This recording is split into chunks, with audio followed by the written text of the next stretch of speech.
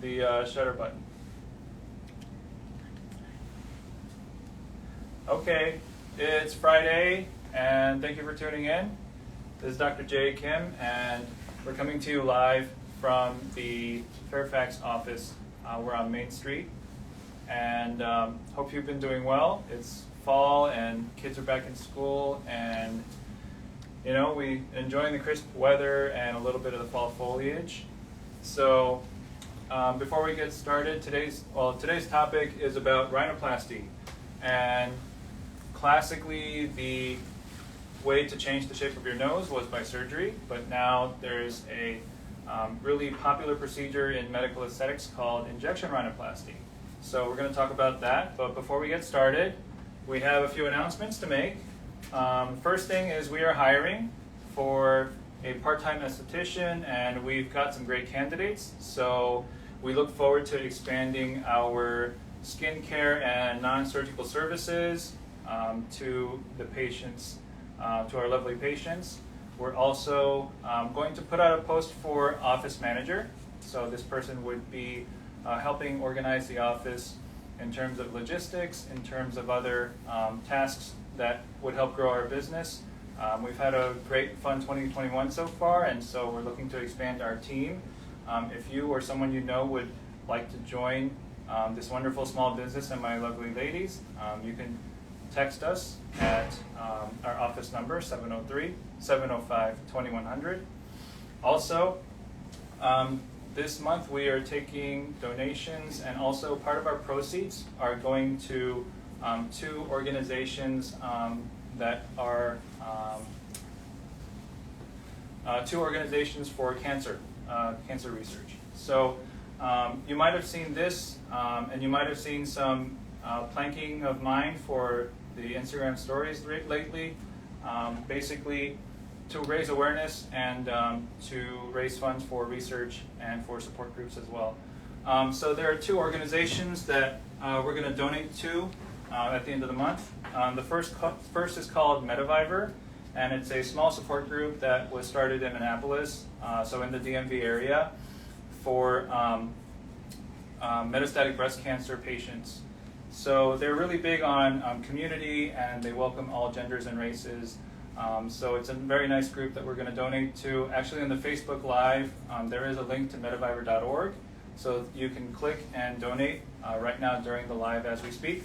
The other foundation that we're going to donate to is called breasties.org, and they have virtual meetups for breast cancer patients. They focus on reproductive health for patients who have female cancer, whether it's breast or gyne cancer. And really their mission is to fight stigma and preconceived notions about patients with these cancers, so that we raise awareness for the good of the community. So that's kind of where we're going with that this month.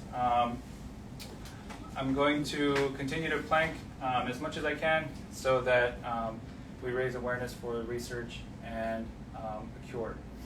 Okay, so with that, the end of the year is coming, and we also have a lot of great events coming up. We'll have a holiday party towards the beginning of December, so please be on the lookout for that. You'll see announcements for it in our email blast. So if you are not signed up for our email list, please text our office number with your email address, 703-705-2100. And if you don't see the emails, they usually go out on Wednesdays, so check your junk folder or spam folder if you don't see them. Sometimes it can end up there, but obviously we don't want you to miss out on these limited time exclusive deals towards the end of the year. Obviously, if you're signed up on this email list, and if you're an existing patient, you'll get a better deal than someone who is coming to us for the first time. We want to show, we want to express our thanks for your loyalty to me taking care of you. Okay? So, all right, let's begin. So we're going to talk about surgical rhinoplasty versus liquid rhinoplasty. Okay, so rhinoplasty, simply put, is surgery to change the shape of your nose. Okay, there are many talented professionals who can perform this surgery. There are facial plastic surgeons like me. there are plastic surgeons. There are any number of people who do this in the community, but I trained exclusively on the face and neck, so rhinoplasty is one of the main things that I trained with and that I really love to do. So the next question is, who is a good candidate for rhinoplasty? So for surgery, definitely if you want a permanent change to the shape of your nose, that's a good way. Surgery is a great option for you. Also, if you have trouble breathing through your nose, if one or both sides of your nose are blocked, or if you have sinus issues or things like that, then definitely you want to go the surgical route so that the inside structures of your nose are improved so you can breathe better. Okay? If you remember the last time you had a cough or an upper respiratory infection and you had to breathe through your mouth, do you remember how uncomfortable that was? Now imagine if that were you 24/7, okay? If that were me, I would not be able to sleep properly. I wouldn't be able to smell and taste properly, and you know how much I love food, right? And just that lack of sleep, lack of focus, okay, it eats into your life. So breathing through your nose easily is a very important thing. And so for surgical rhinoplasty, what you can do in addition to improving the shape of your nose is to improve the breathing of your nose. Okay, there are 4 functions of your nose. One is smell, one is breathing, one is immune defense, and the last one is cosmesis, or your facial appearance. These are all very important functions. So if you improve the appearance of your nose while detracting from the other 3 functions, it's not a successful surgery in my opinion. So for making your nose look better and breathe better, surgery is definitely the way to go. So what is liquid rhinoplasty? Now, for many, many years, we thought that the only way to change the shape of your nose is to operate on it. Now, we know that that's not the case. In the last 10 or so years, there's been a flood of people who offer non-surgical rhinoplasty. Now, how can that be, right? For so many years, the convention was you have to use a knife, you have to use surgical tools to change the shape of your nose. But no, in actuality, all you need is a syringe and about 10 to 15 minutes in the office, and you walk out of my office with a brand new nose. So it's kind of cool. All right, so who is a good candidate for injection rhinoplasty?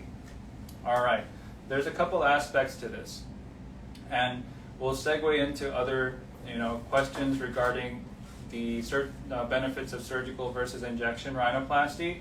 But basically, if you want to change the shape of your nose along the middle, we call this the dorsum, and the middle of the tip, you can do that with injection rhinoplasty safely. Okay? Now imagine if you have a hump. Okay? And so as your nose comes down from here, from between your eyebrows to your tip, if there's a bump, you can mask the bump by putting volume above it and below it. That way it's a straight line. Okay? So these are good for people who want a temporary change and don't mind that it takes just a short time, there's little to no recovery time, and it's less expensive. Okay? So when is rhinoplasty a better option than liquid rhinoplasty? We'll do that first. Okay? So I alluded to it earlier. If you want to breathe better and have your nose look better, you have to have surgery. Okay? Because injection rhinoplasty won't change the architecture of the inside of your nose where your nasal passages are. If you feel like your nose is too big and you want to make your nose smaller, you cannot do that with injection rhinoplasty. So if you want a smaller nose, you have to have surgery. Okay? You have to remove some of the bone and cartilage that's in there and reshape everything to have a smaller, beautiful, functioning nose. Okay? if you want a permanent change and not a temporary change, surgery again is the way to go. Okay. Now, if you've had prior surgery and you want to change the shape of your nose again, injection rhinoplasty becomes more dangerous. Okay? And in terms of, adverse events, including, injecting filler into a blood vessel or making the skin die, that risk goes up for injection rhinoplasty if you've had prior surgery. Okay? So now the vice versa, when is injection rhinoplasty a better option than surgical rhinoplasty? If you can't wait for the recovery process of surgery, then injection rhinoplasty is something you should consider. Okay. With surgery, most of the swelling happens over the first 1 to 3 months, and then it continues to go down, but the entire healing process can take upwards of a year, sometimes longer. So if you don't have time to wait for the final product of your nose, injection rhinoplasty might be a good fit for you. Okay? If you want to see the immediate result and have a pretty good idea of what the final product will be, then injection rhinoplasty is for you. Okay?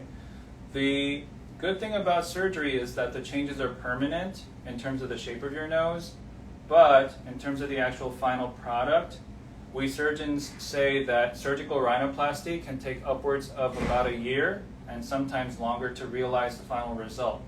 If you want to realize the final result sooner than that, injection rhinoplasty is for you. Okay? I'm going to go a little bit back and forth, but if you think your nostrils are too wide, you cannot do injection rhinoplasty. Okay? Number one, it's dangerous to put filler in anywhere besides the middle of your nose, because off to the sides, there's a lot of blood flow to and from your nose. So if you inject in the wrong place or in the wrong depth, you could damage your nose, and that could be irreversible. So if there's any side work to be done, or if your nose is crooked, surgery is your best option. Okay? Now going back to injection, okay, if you want to give overall your bridge more height, and if you want to give your tip a little bit more of a pointy, you can absolutely do that with injection rhinoplasty. We'll show you some examples, and we'll have a little game of whether it was surgery or filler, and you can see the changes that can be made with either surgery or with filler. Okay. So this young lady came to me saying that she didn't like the shape of her nose. So quick show of hands, who would think that this is surgery? Or you can press the like button or the heart button, whichever you like. Okay. And then you can comment filler if you think this was done with a liquid or injection rhinoplasty. If you think it was in the office filler, you can write filler in the comment. Okay. I won't give you too much more time, but basically, yeah, you can make this change only with surgery. If you look at this before view, you see how wide her tip is. Okay. And that was one of the things that bothered her and she wanted to change. In order to change something from wide to narrow, you have to have surgery. Okay? So this is at about the 6-month mark, and so far she's very happy with her nose. All right, this young gentleman, his goal was to have a higher bridge, so you can write filler if you think that he had injection rhinoplasty, or you can write surgery if you think he had surgical rhinoplasty.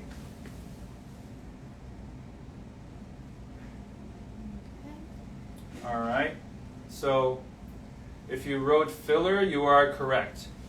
Now, this guy has, if you see where his nasal bridge is in comparison with his eyelashes, okay, his bridge is low, so it's set farther back.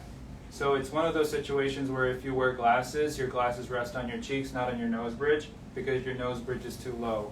So we actually did this in the office. It took about 10-15 minutes, and he left the office with a brand new nose and a smile on his face. All right, this young lady, was it injection or surgery? If you think it's injection, you can write filler. If you think it's surgery, write surgery.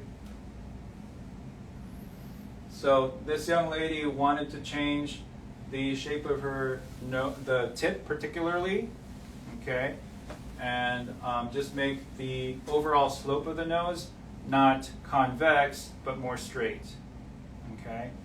So if you wrote surgery, you are correct, okay.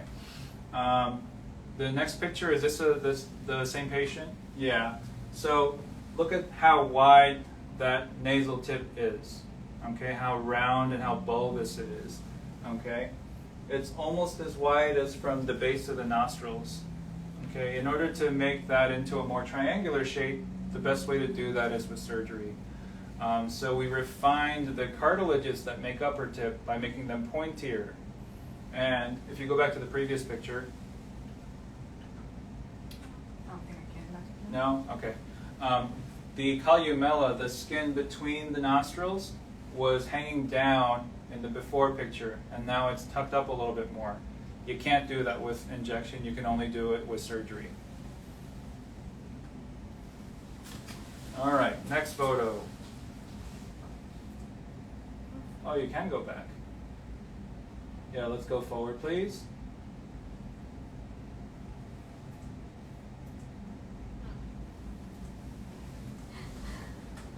You're able to? No?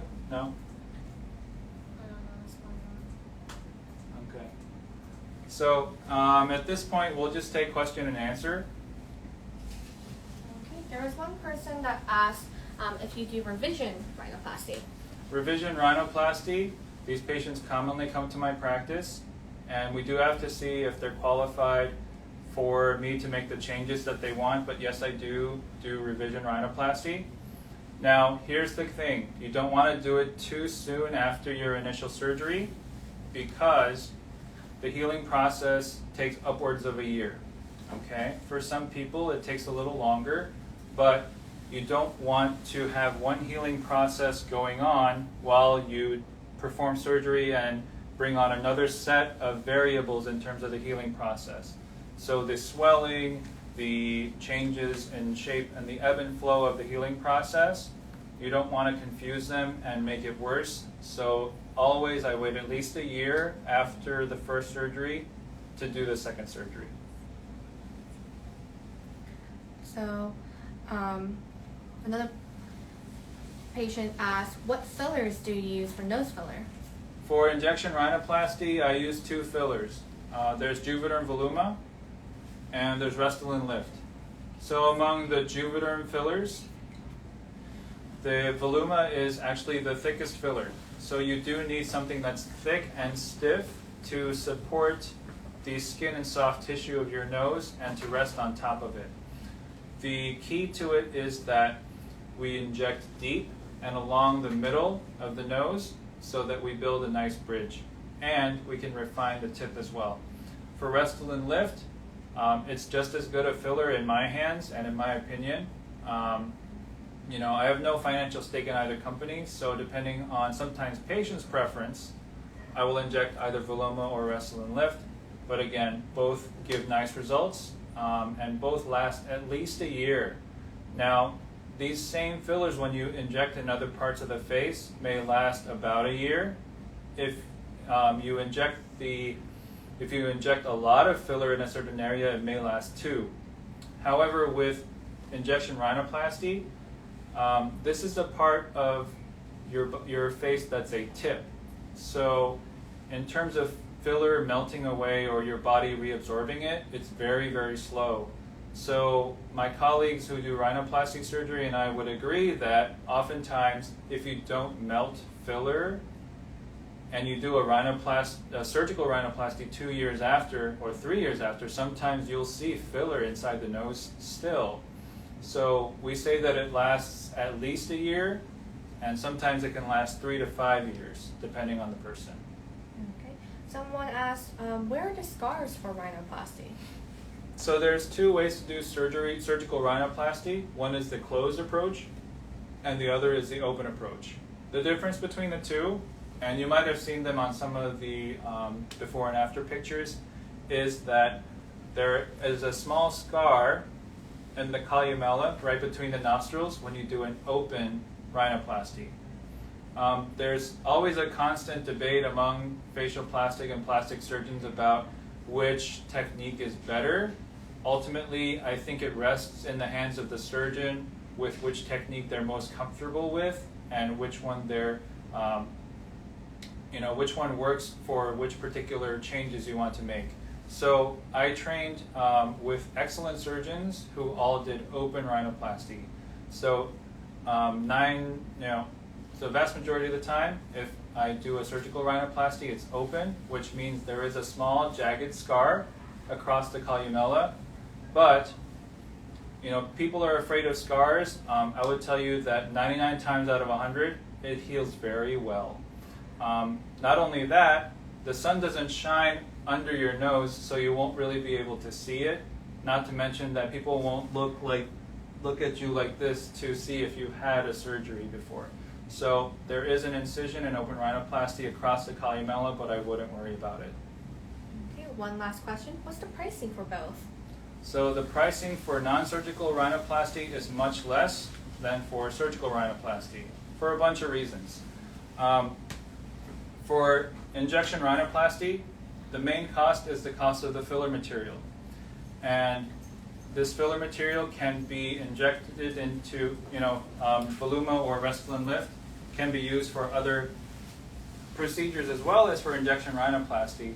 But I think nose filler injections are at a premium, so we do price it higher than regular filler injections for other parts of the face.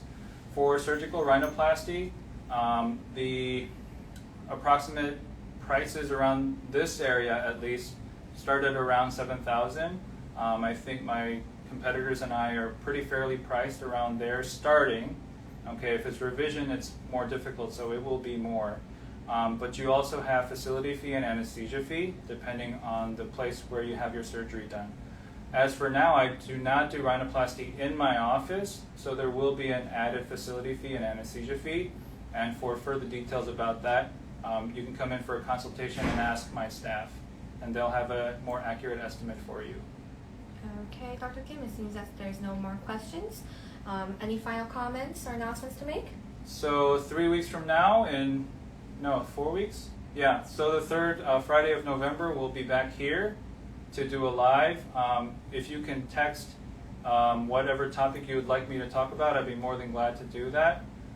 Please don't forget to donate to Metaviver or thebreasties.org, and we'll be making our own donation at the end of the month as well. Thank you for tuning in. Enjoy your weekend. We'll see you next time. Nala, say bye. Bye. Thank you, everybody.